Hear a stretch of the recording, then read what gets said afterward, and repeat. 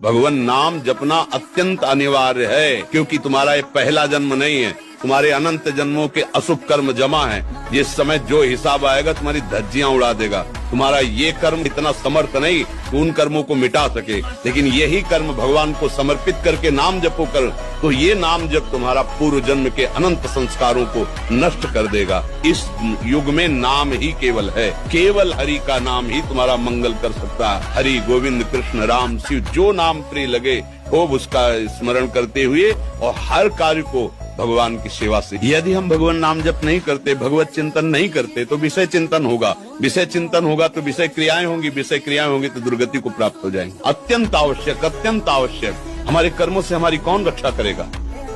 हमारी बुद्धि को कौन सत्मार्ग में लगाएगा? हमारी बुद्धि जितनी रची गई है वो ब्रह्मा जी ने खोपड़ी में थोड़ी थोड़ी बूंद बूंद डाली है। जहाँ ब्रह्मा की भी बुद्धि कांप जाए, वो है भगवदानंद।